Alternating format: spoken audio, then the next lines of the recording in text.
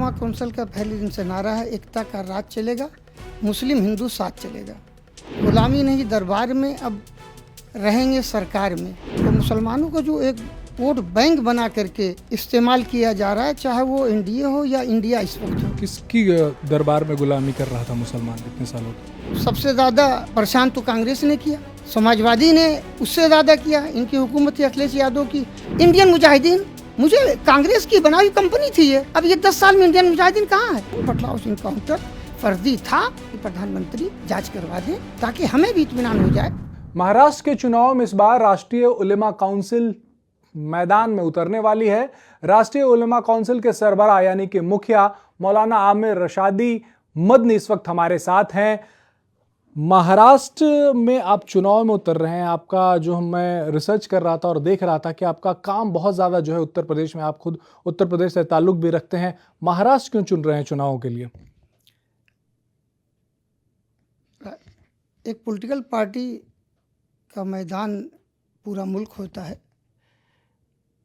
और कोशिश ये की जाती है कि धीरे धीरे हम लोग एक एक प्रदेश में काम कर रहे हैं। हम सन 10 से यहाँ काम कर रहे हैं और आज हमारा संगठन इस लायक हो चुका है कि हम यहाँ पर दस्तक दें। आपको लगता नहीं कि आपकी जो पार्टी है उलेमा काउंसिल, आप मुसलमानों को अट्रैक्ट करेंगे, मुसलमान के वोट अट्रैक्ट करेंगे? यहाँ महाविकास आघाड़ी है जो भारतीय जनता पार्टी उसकी सरकार के खिलाफ खड़ी है और उनको लगता है कि मुसलमान जो है वो उनके हक में वोट करेंगे, तो ऐसे में वोटों का डिवीजन नहीं कर देंगे आप? मैं उन लोगों की तरह काम नहीं करता जो लोग हिंदू हिंदू करते हैं या जो लोग मुसलमान मुसलमान करते हैं। राष्ट्रीय उलमा कौंसिल का पहले दिन से नारा है, एकता का राज चलेगा, मुस्लिम हिंदू साथ चलेगा। दूसरा नारा हमारा है कि गुलामी नहीं दरबार में, अब रहेंगे सरकार में। तो मुसलमानों को जो एक वोट बैंक बना करके इस्तेमाल किया जा रहा है, चाहे वो एनडीए हो या इंडिया इस वक्त हो, दोनों को मुसलमानों की वोट की तो ज़रूरत है, लेकिन मुस्लिम पक्ष यानी मुस्लिम पार्टियों के लोगों के साथ गठबंधन या सीट शेयरिंग की हिस्सेदारी की, उसमें कोई आगे बढ़ने को तैयार नहीं है। तो हम लोगों की जो मेहनत है, हम लोगों ने 16 साल से लोगों में बेदारी जागरूकता पैदा कर रहे हैं कि गुलामी नहीं दरबार में, अब रहेंगे सरकार में। तो ये जो अब ये समझा गया है कि मुसलमान किसी से डर के किसी को वोट दे देगा, अब मुसलमान उससे बाहर निकल रहा है और जिन लोगों को ये भ्रम है वो बहुत जल्दी टूट जाएगा। किसकी दरबार में गुलामी कर रहा था मुसलमान इतने सालों तक? सभी लोगों की, ख़ासतौर से सेकुलर जो पार्टियां हैं, जो अपने आप को सो काल सेकुलर तो वो मानते ही नहीं किसी को, सेकुलर किसी को मानते ही नहीं। मुसलमानों को जब भी मौका मिला तो सबसे ज़्यादा परेशान तो कांग्रेस ने किया, समाजवादी ने उससे ज़्यादा किया। इनकी हुकूमत थी अखिलेश यादव की, मुलायम सिंह यादव की हुकूमत थी। तो सबसे पहला इनकाउंटर मुसलमानों को आतंकवादी कह के उत्तर प्रदेश में सन 5 में मुलायम सिंह ने अयोध्या में करवाया। बाबरी मस्जिद की गोलीकांड का झूठा प्रचार करके बाबरी मस्जिद 30 नवंबर 1990 को मुलायम सिंह की हुकूमत में, जब जनता दल के हुकूमत में थे, वज़ीर आला थे, तो उस वक्त एक मीनार गिराया जा रहा था तो गोली वहाँ चलनी चाहिए थी ना। गोली तो चली वहाँ तो 2 किलोमीटर दूर पुल पे, और पुलिस ने अपनी आत्मरक्षा में चलाया, लेकिन उसको अपने पर ले करके और मुसलमानों के मसीहा बन गए लोग। मुसलमान तो मसीहा मान रहे हैं उन्हें। हम जब इलेक्शंस देख रहे हैं पिछले कुछ सालों के, या इसी वक्त अभी आप हरियाणा का इलेक्शन देख लें या इसके पहले 2024 के लोकसभा इलेक्शन देख लें, तो मुसलमान तो इंडिया हो या महाविकास आघाड़ी हो, इनको तो वोट कर रहा है, उनको पसंद कर रहा है। नहीं, ऐसा नहीं है। हमने सन 14 में जब मौजूदा सरकार बनी थी और ये कहा गया था कि सबका साथ सबका विकास, तो ऐसा लगा था कि अब कुछ मुल्क में बेहतर होने वाला है। मुल्क में 25 करोड़ मुसलमानों को इग्नोर करके कोई पार्टी बहुत दिन तक हुकूमत नहीं कर पाएगी। लेकिन उसके बाद 5 साल 19 तक ऐसा कुछ नहीं महसूस हुआ।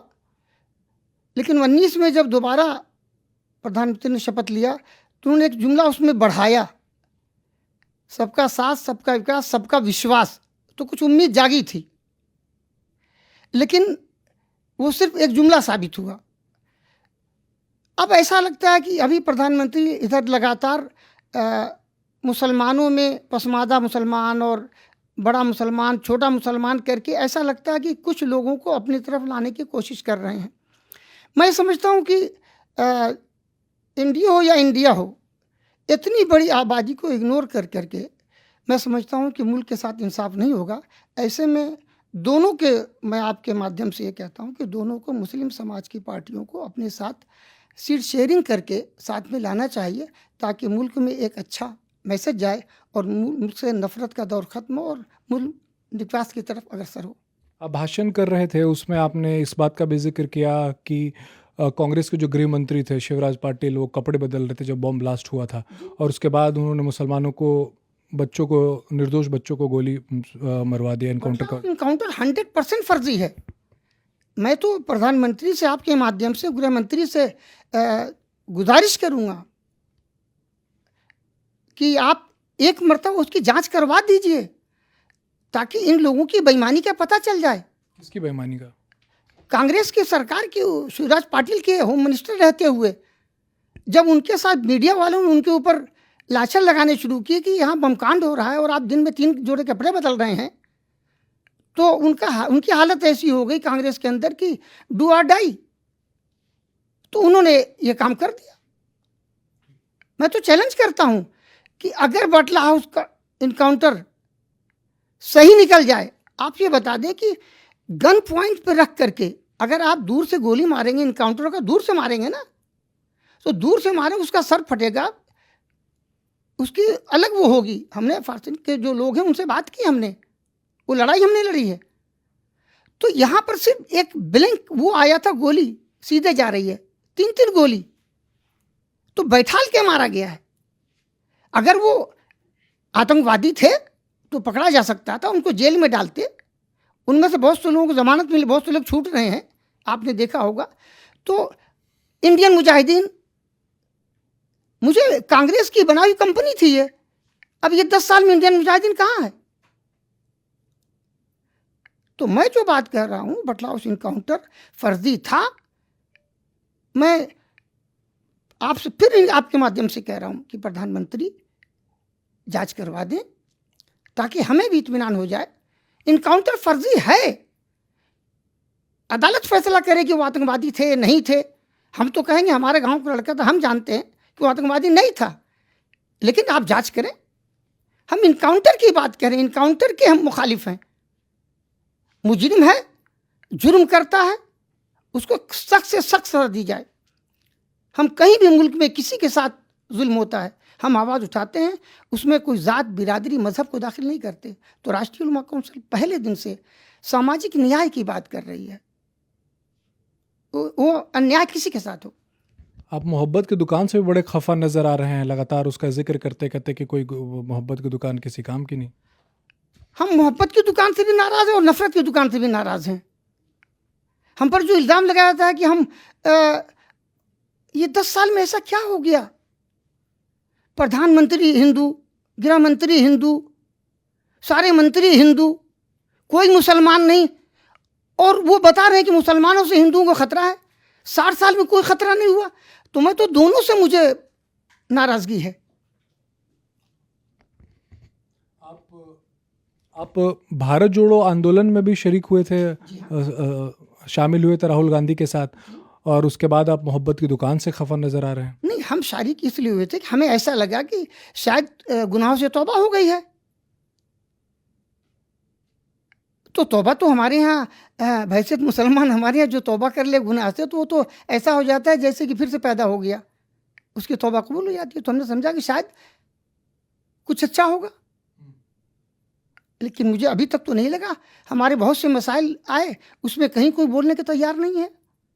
क्या ऐसा लग गया आपको? अभी तो तुरंत चुनाव ही हुए हैं, मतलब 5 महीने हुए हैं चुनाव हुए, तो ऐसा क्या नज़र आ गया आपको कि लग रहा है कि मोहब्बत की दुकान फेल हो गई है? आप जिस वक्त की बात कर रहे हैं, मैं उस वक्त से जोड़ रहा हूँ जब मैं गया था उनके साथ। एक मिसाल के तौर पर महाराष्ट्र में हम हैं, महाराष्ट्र में लोकसभा का चुनाव हुआ, आपने झोली भर भर के वोट लिया मुसलमानों का, एक सीट मुसलमानों को दी नहीं दी, तो क्यों मुसलमान आपको वोट दे? मुद्दे तो उठाते रहते हैं वो मुसलमानों के। मुद्दा कौन सा, मतलब कौन सा ऐसा मुद्दा बन कर दिया जिससे कि मुसलमानों को फायदा हो गया? उस तरह तो अभी शिंदे जी ने कल कैबिनेट का जो थर्सडे को ऐलान हुआ है, उसमें उन्होंने जो मदरसे में लोग पढ़ाते हैं उनके लिए उन्होंने तनख्वाह उनकी 10,000 बढ़ा दी। तो मुझे लगता है कि इनकी सरकार है, सरकार में इन्होंने तो बहुत अच्छा काम कर दिया। हम अरे जो अच्छा काम करेगा उसकी तो अच्छाई बयान करने में कोई हर्ज नहीं है। अब कोई नाराज़ हो जाए कि साहब ये देखिए मौलाना लग रहा है कि क्यों कर रहे हैं, तो नाराज़गी भी हमें है, और अगर कोई अच्छा काम करता है तो उसकी हम अप्रिशिएट भी करेंगे। यहाँ उद्धव जी हैं, कांग्रेस हैं, शरद पवार की पार्टी है यहाँ पे, वो तो लगातार यही कह रही है कि जो महायुति की यहाँ पे सरकार है वो मुसलमानों के ख़िलाफ़ काम करती है, धार्मिक संप्रदायवाद पे चलती है, लोगों को लड़ाने का काम करती है। देखिए, मैंने जो समझा है मौजूदा राजनीति में समाज को बांट करके सारे दलों को सरकार बनाने की चिंता है। अगर आज ये कोशिश की जा रही है कि होड़ लगी है ख़ासतौर से एनडीए के सारे पक्षों में कि मियाँ को हमने टाइट कर दिया। मियाँ तो बेचारा 70 साल से यहाँ परेशान है, उसको आप क्या टाइट करोगे? ये एक पक्ष को डराया जा रहा है। आप सोचिए ना कितनी बेवकूफ़ी की बात लोग करते हैं कि 20 आदमी से 80 आदमी को डराया जा रहा है। हास्यास्पद नहीं है, हंसी नहीं आती। ऐसे लोग मंत्री बने बैठे हुए हैं, गिरिराज सिंह जैसे लोग, वो हर वक्त जो सबको पाकिस्तान भेजते रहते हैं। मुझे तो लगता है किसी दिन खुद ही पाकिस्तान चले जाएं, ऐसे कूदते कूदते निकल जाएंगे। अडवाणी जी पूरी जिंदगी पाकिस्तान पाकिस्तान करते रहे और गए तो वहां आकर के क्या बयान दिया, तो मुझे लगता है कि ये भी कुछ दिन के बाद कोई बयान देंगे। यहाँ की जो राजनीति इस वक्त दिख रही है उसमें मुसलमान जो है वो उद्धव ठाकरे को अपना नेता मान रहा है। हालांकि कई ऐसे मुद्दे आए जो एमआईएम जैसे पार्टियों ने उठाया कि वक्फ बिल का जब वाकया हुआ संसद में तो उद्धव ठाकरे की पार्टी के सांसद वहाँ नहीं थे, लेकिन मुसलमान फिर भी मोटे तौर पर ऐसा लग रहा है कि उद्धव ठाकरे के साथ यहाँ पे नज़र आ रहा है, साथ में खड़ा है, कांग्रेस के साथ में खड़ा है। देखिए, मुसलमानों का शुरू से ये मामला रहा है कि आप बता दें कि 70 साल में मुसलमानों के लिए कोई बजट हो। एक बजट था हज के नाम पर 500 करोड़ रुपया, जो हज की सब्सिडी के नाम से मोदी जी आए, उन्होंने सबसे पहले उसे ख़त्म कर दिया। सबसे पहला शुक्रिया अदा करने वाला हम हैं, जो कोई है तो हम हैं कि हमारा हज ही नहीं हो रहा था। हम सरकार का हज की पहली शर्त ये है कि आपके पास पूरा पैसा होना चाहिए, किसी से उधार कर्जा नहीं लें, कोई दूसरा से पैसा लेकर के आप हज नहीं कर सकते। आपके पास पैसा हो, ताकत हो, और वहाँ जाने में रास्ते में कोई परेशानी न हो, अमन व अमान हो। अगर बीच में कहीं दंगा फसाद है, कोई लड़ाई हो रही है, जंग है, तो आप नहीं जाएंगे। तो वो जो पैसा था वो हमारे नाम पर के एयर इंडिया के घाटा पूरा किया जाता था, और जैसे ही मोदी जी ने बंद किया, आप देखें एयर इंडिया बिक गई। हमने उसको जिंदा रखा था अपने नाम पर। तो बहुत सी संस्थाएं हमारे नाम पे जी रही थी। इस मुल्क में हवा वो ऊपर वाले की है, पानी है ऊपर वाले का है, सूरज ऊपर वाले का है। तो किसी भी पार्टी ने मुसलमानों को कोई नौकरी दे दी हो, बैंक से लोन हमें नहीं मिलता। आप चलिए दिल्ली में जहाँ मुसलमान मेजॉरिटी में होता है, उस इलाके को निगेटिव वो कर दिया जाता है और कहता है यहाँ पर हम क्रेडिट कार्ड नहीं मिलता उनको। तो जिसकी सबसे ज़्यादा होगा तो उसकी बुराई होगी। आज भी नहीं मिल रहा तो इनकी भी बुराई होगी। तो मैं ये समझता हूँ कि मौजूदा सरकार को ये चाहिए कि मुसलमानों को गुलाम बना के मालिक ना बदले। अभी क्या होता है कि 10 साल के बाद मुसलमानों के लिए नए नए मसीहा बनते हैं। कांग्रेस से हम नाराज़ हुए तो चरण सिंह पैदा हो गए, चरण सिंह हम नाराज़ हुए तो मुलायम सिंह पैदा हो गए, लालू पैदा हो गए। अभी उनसे नाराज़ हो रहे थे तो माइती साहब आ गए, बीच में पैदा हो गए। उनसे भी नाराज़ हो रहे तो चंद्रशेखर रावण पैदा हो गए। हर 10 साल के बाद मुसलमानों को एक नया मसीहा पैदा होता है और हम धोखा खाते चले आ रहे हैं। हमारे वोटों से जीत के वहाँ जाते हैं और हमारे खिलाफ काम करते हैं। महाविकास आघाड़ी को वोट देना चाहिए कि नहीं देना चाहिए मुसलमानों को? देखिए, वो तमाम लोग अगर महाविकास आघाड़ी मुसलमानों के आदाद व शुमार, उनकी यहाँ की जनसंख्या के एतबार से अगर मुसलमानों को टिकट नहीं देती तो बिल्कुल नहीं देना चाहिए। कितनी टिकट? जो लोग दें उनको वोट देना चाहिए। कितनी टिकट? आप 13-14% यहाँ पे मुसलमान। 13.9 समथिंग है, 14% मान सकते हैं। तो 14-42 तकरीबन 39 से 40 के दरमियान का हिस्सा बनता है। टिकट ना दें तो नहीं देना चाहिए वोट। अपने लोगों को जहां जहां जिता सकते हैं जिता के भेजिए। आप क्यों नहीं ऐसे बन जाते? आखिर बीजेपी को जरूरत थी तो उसने कश्मीर में पीडीपी से किया कि नहीं किया, महबूबा मुफ्ती से? तो हम वो ताकत पैदा करें अपने वोट के जरिए, ताकि कल को बीजेपी हो चाहे कोई हो, उसको जरूरत पड़े हम वहाँ सरकार में रहें, ताकि हम अपने मसाइल को, समाज के मसाइल को, जो सामाजिक न्याय की लड़ाई है, उस न्याय की लड़ाई में हम अपना किरदार अदा कर सकें, अपनी भूमिका कर। महाराष्ट्र की राजनीति जो रही है पिछले कुछ सालों में, शिवसेना थी वो कांग्रेस के बिल्कुल खिलाफ थी। शिवसेना जिस तरीके की राजनीति रही है, प्रखर हिंदुत्ववादी पार्टी की राजनीति रही है शिवसेना की, अब सडनली सब कुछ बदल गया है। अब वो कांग्रेस के साथ हैं, उद्धव ठाकरे, और अब मुसलमानों के हक की बात करते हैं। मुसलमानों को यकीन हो रहा है कि नहीं हो रहा उनकी बात? देखिए, मैं बता दूं आपको, इस मुल्क में कोई भी जो लोग धर्म के नाम पर उत्पात मचाते हैं वो अधर्मी हैं, वो धार्मिक नहीं है। उनका धर्म सियासी धर्म है। मुसलमानों को गाली दे करके अगर वोट मिल जाता है तो वेल डन, अगर मुसलमानों को गाली दे के मिल जाता है तो वेल डन। तो यही हो रहा है। आपको लग रहा है कि महाराष्ट्र में भी मुसलमानों को डराया जा रहा है बीजेपी के नाम से और अपने पक्ष में किया जा रहा है? महाविकास आघाड़ी जो है अपने पक्ष में कर रही, बीजेपी का डर दिखा रही है और कह रही कि हमें वोट दो। बीजेपी का डर नहीं दिखाया जा रहा है। हमारे यहाँ सिर्फ प्रॉब्लम क्या है कि ये लोग मुंह से मोहब्बत के फूल झाड़ते हैं, करते कुछ नहीं। बीजेपी वही दो जुमला नहीं बोलती। मुसलमानों को इस मुल्क में कुछ मिला ही नहीं, ना कुछ वो चाहता है। वो तो सिर्फ इज्जत चाहता है, वकार चाहता है, अपने धर्म पे चलने की आज़ादी चाहता है। वो दूसरे लोग शुरू कर दें मोहब्बत की बात तो वो वहाँ भी वोट दे देगा।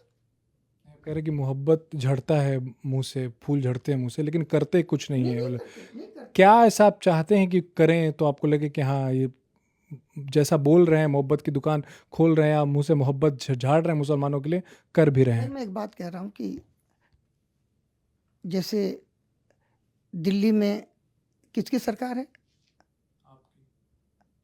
नहीं, मेरी नहीं, मैं आप नहीं कहता, ये तो एक बेईमान नाम है। ओके, अरविंद केजरीवाल की सरकार है, एक आदमी की। अभी वो हटे हैं तो जो मुख्यमंत्री, उन्होंने कहा कि नहीं असल वही मैं तो खड़ा हूँ, एक ही आदमी हुआ ना। उन्होंने वादा किया था कि हम जब जीतेंगे तो 2 काम का वादा किया था। एक तो सरदर जो 84 का दंगा उसकी जांच कराएंगे और बटला हाउस की जांच कराएंगे। 84 वाले दंगों की तो उन्होंने काम कर लिया सिखों का, लेकिन हम लोगों की जांच का काम उन्होंने आज तक नहीं किया। हमने बहुत उनके घरों पे धरना दिया। इसी तरह आज वहाँ पर मुख्तलिफ जगहों को कब्जा किया जा रहा है।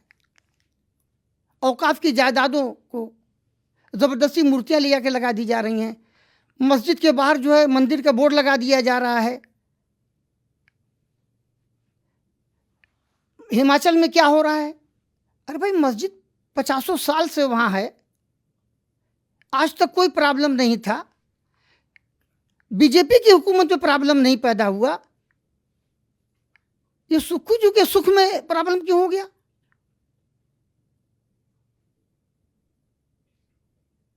गलत कह रहा हूं? कांग्रेस के इंटेंशन पे शक है आपको? हिमाचल का जो वाक्य आपने देखा उसको शक है। उनका मंत्री वो विक्रम सिंह कह रहा है कि आपने जानते क्या कहा उसने? तो दोनों में फर्क क्या हमारे लिए? तो हम ये समझते हैं कि हमारे साथ मुसलसल नाइंसाफ़ी हो रही है और ज़रूरत इस बात की है कि जो भी यहाँ पर पॉलिटिकल पार्टियाँ मुसलमानों को अपने साथ, मुस्लिम पॉलिटिकल पार्टियों को अपने साथ लेके हिस्सेदारी दें, उनके जनसंख्या के अनुपात में कुछ कम दें, शुरुआत करें। हम सबको दावत दे रहे हैं। पार्टियों में मुस्लिम नेता दिखते तो हैं। हम अगर कांग्रेस की बात कर लें तो कई सारे मुस्लिम चेहरे दिखते हैं। शरद चंद्र पवार पार्टी की बात कर लें, एनसीपी की, तो उनमें भी मुस्लिम चेहरे दिखते हैं। अब उद्धव ठाकरे भी मुसलमान चेहरे जो हैं वो सामने ला रहे हैं। एक चेहरे पे कई चेहरे लगा लेते हैं लोग।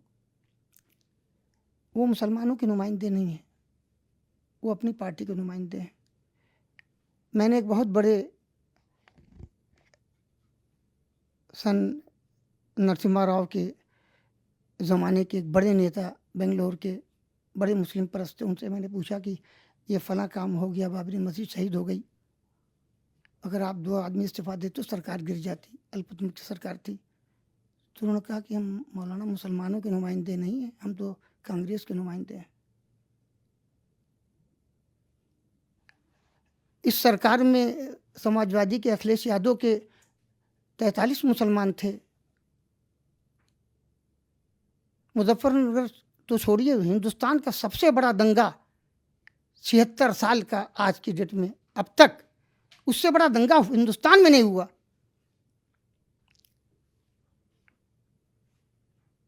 476 दंगे हुए,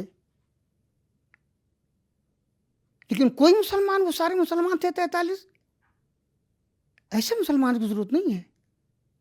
मुसलमान तो वो होता है कि वो किसी के साथ ना इंसाफी हो, उसकी जात न देखे, बिरादरी न देखे, मजहब न देखे, खानदान न देखे, उसके लिए लड़े जिस लायक हो। अगर हाथ से रोकने लायक हाथ से रोके, नहीं है तो जुबान से कहे। और दिल में बुरा मानने वाले जो हैं बुरी चीज को, उनका ईमान सबसे कमजोर माना गया है।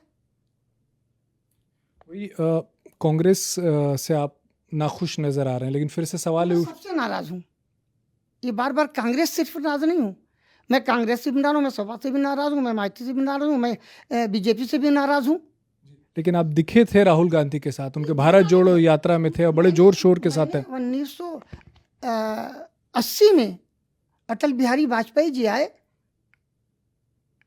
उस जनता पार्टी की हुकूमत के बाद मैंने उन्हें माला पहनाया था। अच्छा काम करके लौटे थे। पूरी उसमें अपने, जब तक वो वजीर खारजा थे, फॉरेन मिनिस्टर, बहुत अच्छे काम किए उन्होंने, देश का मान बढ़ाया, सम्मान बढ़ाया उस जमाने में। तो हमारा कोई मामला हिंदू और मुसलमान से थोड़ा है। अच्छा काम कर रहे, जो भी करेगा उसके साथ हम खड़े होंगे। तो राहुल गांधी को तो मौका ही नहीं मिला है, तो आप अच्छे काम की उम्मीद कैसे कर रहे हैं? गांधी के पूरे खानदान को मौका मिला, नाना को, अब्बा को, दादी को। मनमोहन सिंह की सरकार तो इन्हीं लोगों की सरकार थी ना। अभी जब से ये मोहब्बत की दुकान खोल रहे हैं तब से की बात कर रहे हो, तब से तो मौका नहीं मिला इनको। जगहों पे मौका मिल गया, वहां उन्होंने क्या कर दिया? अभी ये 2 साल पहले तक तो इन्हीं लोग की सरकार थी। महाराष्ट्र में भी ये तोड़ फोड़ के पहले तो महाराष्ट्र में ऐसा कौन सा काम कर दिया मुसलमानों के लिए? ये सारे मसाइल उनके ज़माने में भी थे। महापुरुषों के ऊपर यहाँ विधान परिषद में एक बिल पड़ी हुई है, प्राइवेट बिल, उसी को पास करवा दे। तो हम हमारे नबी सल्लल्लाहु अलैहि वसल्लम से हम मोहब्बत करते हैं, उसी तरह हमारा दीन सबका एहतराम सिखाता है। हम किसी के मजहब के किसी महापुरुष को गाली नहीं दे सकते। हमारा कुरान कहता है ला तसुब्बू, गाली मत दो, बुरा भला मत कहो। यही एक काम कर देते कि किसी भी मजहब के मत के महापुरुषों के सिलसिले में कोई भी गलत बात करेगा तो उसको ये सजा होगी, और सख्त सजा होनी चाहिए, वो चाहे मुसलमान हो, चाहे हिंदू हो, सिख हो, ईसाई, किसी का भी। तो कोई काम ऐसा बता दे कि जो कंक्रीट काम हो, जिसके जरिए मुसलमानों के वकार में इजाफा हुआ हो। फिर भी मुसलमान वोट तो दे ही रहा है। अभी हरियाणा का चुनाव हमारे सामने है, मुसलमानों ने वोट दिया है, कांग्रेस पे भरोसा कर रही है मुसलमान। बिल्कुल हो रही, इसमें कोई शक नहीं। मुसलमान 100% कोशिश कर रहा वोट देने की। उसकी वजह सिर्फ ये है कि ये जो मियाँ टाइट कर दिया हमने, जो कार्यक्रम चल रहा है, मुंह से टाइट हो रहा है, उसका फायदा कांग्रेस को मिल रहा है। मिल मुंह से। ये भी आज मोहब्बत की दुकान ये खोल दें, देखिए अभी क्या होता है। किसकी बात कर रहे हैं? जिसकी हुकूमत उसकी बात कर रहे हैं। मुसलमान मोहब्बत का भूखा है, अपने धर्म की आज़ादी चाहता है और कुछ नहीं चाहता। कांग्रेस की सरकारों में धर्म की आज़ादी थी या नहीं थी? सोच, हिमाचल में सरकार अगर होती तो बाबरी मस्जिद का ताला सबसे पहले मूर्ति तो उन्हीं के सामने में रखी गई। FIR में लिखा हुआ है कि रात के 12 बजे कुछ असामाजिक तत्वों ने मूर्ति ला के रख दी, तो सुबह प्रशासन का काम यह था कि 2 मिनट में उसको हटा के काम खत्म कर दे। मैंने 10 जगह करवाया है। महाराष्ट्र की राजनीति को कैसे देखते हैं आप? यहाँ महाराष्ट्र के चुनाव में चुनाव लड़ने जा रहे हैं, कितने कैंडिडेट खड़ा करेंगे, यहाँ की राजनीति क्या शेप ले रही है, मुसलमानों के लिए क्या है, कैसे आंकते हैं? देखिए, हम लोग कोशिश ये कर रहे हैं कि जो भी यहाँ पर जो लोग मुसलसल लगातार काम कर रहे हैं, लेकिन उन्होंने वंचित समाज के लिए, महरूम तबकात के लिए कोई काम नहीं किया। उनके नाम पे तो रोटियां सेकी। तो उनमें से बहुत से लीडर हैं जिन्हें आज तक मौका नहीं मिला। हमारी उन लोगों से बातचीत चल, हो सकता है कि एक तीसरा विकल्प खड़ा कर लिया जाए, वरना अकेले तो हम पार्टी हैं तो लड़ेंगे। हमारी कोशिश होगी कि हम ऐसे लोगों को इकट्ठा करें और इकट्ठा करके एक तीसरा विकल्प, इसलिए कि ये किसी के पास दूसरा तीसरा विकल्प ही नहीं है। आज आप ये देखें ना कि डिबेट में बैठिए तो तुम्हारे ज़माने में तुमने 500 करोड़ का घोटाला किया, तो वो कहते तुमने 600 का किया। यानी दोनों मानते हैं कि दोनों वरिष्ठ हैं। डिबेट में दोनों मानते हैं, वो 500 कहते हैं, ये 600 कहते हैं। वो ही नहीं कहता कि हमने नहीं किया। वो कहता तुम्हारा छोटा मेरा बड़ा, मेरा बड़ा तुम्हारा छोटा। तो विकल्प नहीं हो पा रहा है। आरोप लगेगा लेकिन आपके ऊपर कि आप जो विरोधी वोट है भारतीय जनता पार्टी की या महायुति सरकार की, जो विरोधी वोट बैंक है, उसमें आप सेंध लगाएंगे, उसको बांटेंगे और इनडायरेक्टली आप बीजेपी की उससे सहयोगी पार्टियों को आप फ़ायदा पहुंचाएंगे। देखिए वैसे मुसलमान हमारे यहाँ इल्ज़ाम के सिलसिले में बड़ा बेहतरीन दिशा निर्देश है कि अपने दिल से पूछो। अगर आपको कोई चोर कहे, बेईमान कहे, तो अपने दिल से पूछो। अगर दिल कहता है कि हाँ तुम गलत हो, तो तौबा करो और जो गलत किया उसको प्रायश्चित करो। यानी किसी का पैसा ले लिया उसको वापस दे दो और अल्लाह से तौबा कर लो। और अगर नहीं तो लोग भूखते रहते हैं, भूखने वाला काम भूखना है, हाथी चलता रहेगा। AIMIM भी महाराष्ट्र में चुनाव लड़ती है और ठीक ठाक 2 विधायक 3 विधायक उनके जीत जाते हैं हर बार। उन पर यह आरोप लगता है, यहाँ कांग्रेस, NCP और उद्धव जी की पार्टी आरोप लगाती रहती है कि भारतीय जनता पार्टी की बी टीम है। आपके ऊपर भी वही आरोप लगने वाला है? देखिए ऐसा है कि किस पर क्या लगता है मुझे नहीं पता, और न मैं ये जानना चाहता हूँ। मैं अपने आप में मुतमईन हूँ कि मैं 16 साल से लगातार काम कर रहा हूँ, मुख्तलिफ सरकारें रहीं, लेकिन किसी सरकार का चीफ मिनिस्टर हमें अपने घर नहीं बुला पाया। 2009 से 13 तक सोनिया जी ने बड़ी मेहनत की कि हमसे मुलाकात हो जाए। शीला दीक्षित जी ने, जब हम दिल्ली में लड़ने की हमने कहा लड़ेंगे, तो उन्होंने फ़ोन किया, डायरेक्ट फ़ोन किया कि हम आपसे मिलना चाहते हैं। तो मैंने कहा मैं फ़लाँ होटल में, आ जाइए। तो उन्होंने कहा कि मैं शीला दीक्षित बोल रही हूँ, मुख्यमंत्री दिल्ली। तो मैंने कहा 2 ही दीक्षित मशहूर हैं और दोनों को लोग जानते हैं, तो अगर मुझसे मिलना तो मेरे यहाँ आना होगा। मैं उन आलिम दीन में से नहीं हूँ कि जो जाके सरकार के उसमें, सरकारी मौलवी नहीं हूँ मैं, दरबारी मौलवी नहीं हूँ कि जाके दरबार में हाज़िरी दूँ। तो कौन क्या कहता मुझे फ़र्क नहीं पड़ता। मेरा अल्लाह जानता है, मैं जानता हूँ कि मैं सर्व समाज के लिए काम करने निकला हूँ, सामाजिक न्याय का नारा लेके निकला हूँ और सबके साथ अच्छा सलूक करता हूँ। जहाँ जहाँ मैंने काम किया है वहाँ जाके जो चाहे पता लगा ले, तो वहाँ पर कोई ये नहीं कह सकता कि मौलाना ने कभी ज़ात, बिरादरी, मज़हब देख के कोई बात कही हो। आखिरी में उद्धव जी की पार्टी है, बतौर नेता आप उनको कैसे देखते हैं? क्योंकि मुसलमान बहुत यकीन कर रहे हैं उनमें। आप कैसे देखते हैं उनके व्यक्तित्व को, या पूर्व में जो उनकी पार्टी रही और अब जो बदलाव आया है? देखिए, आदमी की उससे बात करेंगे तो मैंने अभी तक उद्धव जी को ऐसा कोई वो नहीं देखा कि जिसमें उन्होंने कोई मुख्यमंत्री होने के बाद ऐसी बात की जिससे किसी को भी तकलीफ़ पहुँचे। सुलझे हुए आदमी लगते हैं। मैंने कभी मुलाकात नहीं की, ना मैं उनको जानता हूँ, लेकिन ज़ाहिरी तौर पे जो टीवी पे देखा है, समझा है, मैं उनको ये कह सकता हूँ। लेकिन उनके इर्द-गिर्द जो लोग हैं, जो बयानबाज़ी करते हैं, उन जैसे लोगों की वजह से उनको परेशानी का सामना होगा। किसकी सरकार बनेगी इस बार जब चुनाव होंगे महाराष्ट्र में? मुसलमान किसके साथ जाएगा? हम तो कोशिश करें मुसलमान हमारे साथ आए, और अगर हमने वो विकल्प हमारा तैयार हो गया तो मुझे यकीन है कि हमारी ये डिग्निटी है कि 16 साल में हम पर कोई उँगली नहीं उठा सकता। और हमें उम्मीद है हमारे ख़ानदान की जो डिग्निटी है, हमारे वालिद की डिग्निटी है, हमने उसको कहीं उस पे लाछन नहीं लगने दिया है। और हम काम करने वाले लोग हैं। हम हवा में तकरीर, भाषणबाजी नहीं करते। हम ऐसी कोई तकरीर नहीं करते जिससे विभाजन हो, पोलराइजेशन हो। बहुत से लोग करते हैं हमारे मुसलमानों में, इसलिए उनको फ़ायदा हो जाएगा। मुस्लिम करेंगे फ़ायदा हो जाएगा, वो हिंदू करेंगे तो फ़ायदा होगा। हम ऐसी राजनीति नहीं करते। हम सर्व समाज की बात करते हैं।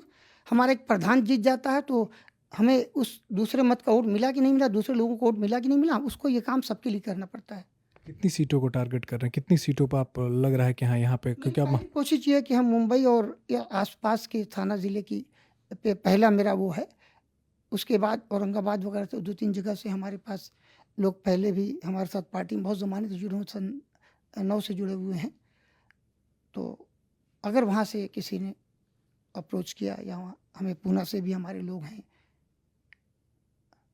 पूना के हमारे राष्ट्रीय उपाध्यक्ष हैं, अगर ऐसा होता है तो हम इसको देखेंगे। अभी हम सिर्फ जो है ये देख रहे हैं कि हम कितनी सीटों पे लड़ सकते हैं। हम बिला वजह नहीं लड़ेंगे। हम जहाँ ताकतवर अपने को दिखेंगे, जहाँ हम समझेंगे कि हमें लड़ना चाहिए, हम वहाँ पर लड़ेंगे। बहुत बहुत शुक्रिया। तो राष्ट्रीय उलेमा काउंसिल इस बार महाराष्ट्र के चुनाव में मैदान में रहेगी और मोहब्बत की दुकान, नफ़रत की दुकान बकौल इनके, दोनों से मुसलमान परेशान है, दोनों के बीच में फंसा है मुसलमान, और यही बात मुसलमानों के बीच में लेकर जाएंगे और वोट मांगेंगे। और साथ ही महाविकास अघाड़ी को भी साफ साफ अल्टीमेटम है, यहाँ के मुसलमानों को हिदायत है कि अगर 40-42 सीटें अगर वो नहीं देते हैं विधानसभा में मुसलमानों को, तो उन्हें वोट बिल्कुल ना दें। कैमरा विजन भदौरिया के साथ राजेश कुमार, इंडिया टीवी, मुंबई।